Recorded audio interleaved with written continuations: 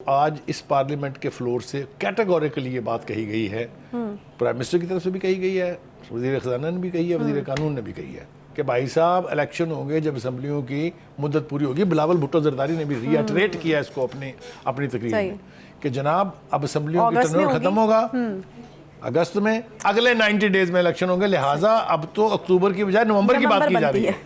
تو کہنے کا مطلب یہ ہے کہ یہ اپورچونٹی جو تھی، جو جہاں بیٹھ کے سیاسی جماعتیں اور ان کی لیڈرشپ کسی مسئلے کا حل نکال سکتی تھی، اس کو بھی سپوائل خود خان صاحب نے کیا ہے۔ دوسری بات یہ ہے کہ اچھا بخاری صاحب، اب یہ تو ایک فرنٹ ہے نا جس کے اوپر ہم دیکھ رہے ہیں، جس کو میرے خیال میں بیرونی کہہ سکتے ہیں، لیکن اندرونی فرنٹ کے اوپر بھی ہم دیکھ رہے ہیں کہ پی ٹی آئی کو جو ہے وہ کچھ مسائل کا سامنا ہو رہا ہے، ٹکٹوں کی تقسیم، اس کے بعد پھر جو ہے وہ غلط لوگوں کو جن کا کرمنل ریکارڈ ہے ان کو ٹکٹیں دے دینا، اس کے بعد پھر ٹکٹیں واپس لینا، پھر پی ٹی آئی کے اپنے اندر جو ہے وہ احتجاج پھوٹ پڑے ہیں۔ بہت سارے لوگ جو ہیں وہ اس چیز کے اوپر احتجاج کریں کہ پہلے آپ ٹکٹ دیتے ہیں لیتے ہیں۔ ٹکٹوں کا یہ معاملہ جو ہے ہمیشہ سے پی ٹی آئی کے اندر جو ہے یہ اس طرح کی چیزیں ہوتی رہی ہیں، بہت زیادہ جو ہے وہ قیاس ہوتا ہے جب بھی ٹکٹیں دی جاتی ہیں۔ دیکھیے، پی ٹی آئی کی ٹکٹوں کے حوالے سے دو باتیں کرنا بہت ضروری ہے۔ ایک تو یہ کہ خود آپ کو یاد ہوگا ایک ویڈیو لیک ہوئی تھی اعجاز چودھری صاحب کی۔ ایک تو ہمیں پہلی دفعہ پتہ چلا کہ جناب خان صاحب جو ہیں وہ 1 کروڑ روپے لیے بغیر ملتے ہی نہیں کسی سے، اور یہ میں آپ کو ہوا میں تیر نہیں چھوڑ رہا ہوں، یہ ان کی اپنی زبانی ہے۔ اور پھر ٹکٹوں کے پیسے، اور پھر ایک کانسٹیٹوئنسی سے 10 ٹکٹوں کے پیسے، وہ بھی 2 لاکھ ہے، وہ تو فیس ہے نا، ٹھیک ہے نا، فیس ہوگی۔ اس کے بعد پھر جس طرح کی ٹکٹیں دی گئی ہیں اور جس طرح سے جس برق رفتاری سے انہیں واپس لینا پڑ رہا ہے، اس لیے کہ احتجاج بہت شدید تھے، زمان پارک میں بھی ہوئے، جن کانسٹیٹوئنسی کے لوگوں کو ٹکٹ نہیں ملے انہوں نے وہاں جا کے بھی احتجاج کیے۔ تو ابھی تک تو 21 ٹکٹیں واپس ہو کے دوسرے لوگوں کو مل چکی ہیں، اور 9 جن علاقوں میں فیصلہ نہیں ہو سکا تھا وہ ٹکٹیں انہوں نے دی ہیں۔ تو 31 کے قریب تو یہ معاملہ جات ہمارے سامنے ہے۔ میرا خیال یہ ہے کہ ابھی اس حوالے سے مزید کڑواس مچے گا، ابھی اور لوگ جو ہیں وہ اس کے اوپر احتجاج کریں گے، اور یہ لینے دینے کا، ٹکٹیں واپس لینے کا یہ سلسلہ ابھی جاری رہے گا، کافی ٹائم اس کے اوپر لگے گا۔ دوسری بات یہ ہے کہ جو 2018 کی میں اکثر بات کرتا ہوں نا کہ یہ 2018 نہیں ہے، خان صاحب ریالٹیز کو ریئلائز کریں، یہ گراؤنڈ ریالٹیز ہیو چینجڈ۔ نہ وہ آر ٹی ایس سسٹم ہے، نہ کوئی سہولت کار ہیں، ان سہولت کاروں کو جنہوں نے آپ کو اقتدار کے ایوانوں تک پہنچایا، آپ نے کہا یہ میر جعفر میر صادق ہیں، تو حالات بدل گئے ہیں۔ دوسری بات یہ ہے کہ انہوں نے اپنے 4.5 سالہ عرصے میں، یا 3 سال پونے 4 سال کا جو عرصہ تھا حکومت کا، اس میں اپنی کانسٹیٹوئنسی کا ایک تنکا توڑ کے نہیں دیا۔ پونے 4 سال خان صاحب نے اپنے ورکر سے، اپنے لیڈروں سے سوائے احتجاج کے کوئی کام کرایا ہو تو جلدی سے مجھے بتا دیں۔ وہ کام مجھے نہ بتائیے جہاں تختیاں تبدیل کر کے اور نام تبدیل کر کے اور ان کریڈٹ لینے کی کوشش کی ہے۔ یہ ساری دنیا کو پتہ ہے، دنیا اتنی بے وقوف نہیں ہے جتنی خان صاحب سمجھتے ہیں۔ There is a different world that exists, اس کے علاوہ جو خان صاحب دنیا دیکھتے ہیں، جس میں وہ اپنے آپ کو سوائے پرائم منسٹر کے اور کسی کو پرائم منسٹر دیکھنے کے لیے تیار نہیں ہیں۔ تو گراؤنڈ ریالٹیز کے تبدیل ہونے کے ساتھ ساتھ جو کانسٹیٹوئنسی کی پالیٹکس ہے نا، وہ انٹائرلی ڈفرینٹ ہے۔ ایک دن ہمارے پروگرام میں جب میں ڈی این اے کرتا تھا خان صاحب کے ساتھ، تو انہوں نے ہمیں بتایا کہ یہ ہوتا کیا ہے، یہ ووٹر کو گھر سے نکالنا، اس کو پولنگ اسٹیشن تک لے کے آنا، اس سے ووٹ دلوانا، پھر اس کو گھر بھی چھوڑ کے آنا، یہ باقاعدہ ایک سائنٹیفک ایکسرسائز ہے۔ اور انفیکٹ اس سے بھی پہلے میرے خیال میں ایک ایکسرسائز ہوتی ہے خوشی غمی میں جانا اور 100 ضرورتوں کا خیال۔ وہ کام کے لیے ٹائم نہیں تھا نا خان صاحب کے پاس، نہ خان صاحب کے بندوں کے پاس۔ خان صاحب کے بندوں کے پاس ایک ہی کام تھا کہ طبلہ بجاتے رہے پیچھے بیٹھ کے، کہ جو خان صاحب کہہ رہے ہیں وہ ٹھیک ہے، چاہے اس میں کوئی لاجک ہے یا چاہے نہیں ہے۔ اس کا نتیجہ یہ ہے کہ پلٹ کے جب کانسٹیٹوئنسیز کی طرف دیکھیں گے تو پنجابی میں کہتے ہیں، اور خان صاحب کا یہ بڑا پیٹ جملہ ہے کہ لگ پتہ جائے گا۔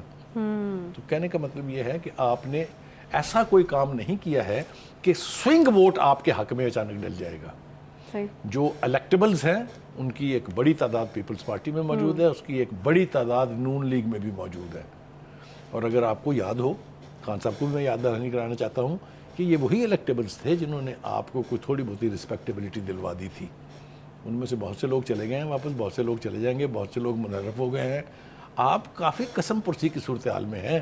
یہ جو آپ کو تاثر دیا گیا نا کہ جس دن آپ الیکشن کا ڈے ہوگا اس دن آپ نے 99% ووٹ لے کے اور 99% سیٹوں کے اوپر جیت جانا ہے، یہ ایسا بخار اترے گا برق رفتاری سے کہ آپ سوچ نہیں سکتے۔ Electioneering is not an easy game. Khan صاحب نے اس کے اوپر ایک لمحہ بھی اب تک خرچ نہیں کیا، اور اس کا نتیجہ بزدار صاحب کا جو اقتدار تھا 4 سال کا پنجاب میں، جو پنجاب میں تباہی اور بربادی ہوئی ہے وہ بھی آپ کے سامنے ہے۔ اس کو 4 سال نہیں شاید 14 سال لگیں ٹھیک کرنے کے لیے۔ تو کانسٹیٹوئنسی کی پولیٹکس بڑی ظالم چیز کا نام ہے، اور اس کھاتے میں پی ٹی آئی بہت ویک ہے۔ تو ویسے میرے خیال میں اب ٹائم کافی مل جائے گا، اگر اکتوبر سے بعد اب نومبر میں پہنچ گئی تو خان صاحب کے پاس ٹائم ہے، کام کر سکتے ہیں ابھی بھی اس کے اوپر۔ دیکھیں جی وہ غریب صورتحال ہے، مجھے نا یہی سمجھ میں نہیں آتی کہ خان صاحب کے بہاف پہ آپ کوئی بات حتمی نہیں کر سکتے۔ کس تمطراق کے ساتھ استعفے دیے گئے تھے قومی اسمبلی سے، پھر تحریک چلائی گئی ان کی منظوری کے لیے، پھر تحریک چلائی گئی ان کو واپس لینے کے لیے، اب تحریک چلائی جا رہی ہے سانو وڑن دیو اسمبلی۔ آج 9 ارکان کو روک دیا نا انہوں نے، ان کا نو لانگر ممبر، کیونکہ ایک ہائی کورٹ اسپیکر کے فیصلے کو انڈرمائن نہیں کر سکتی، انڈو نہیں کر سکتی۔ تو کیا ہوا، بے عزت کروایا اپنے ارکان اسمبلی کو بھی، اور جو ان کی اب حالت ہے، اگلی دفعہ اس کے پی ٹی آئی کے ٹکٹ پہ جیتنے والا بندہ 10 دفعہ سوچے گا کہ میں نے ٹینیور پورا دیکھنا نصیب ہوگا کہ نہیں۔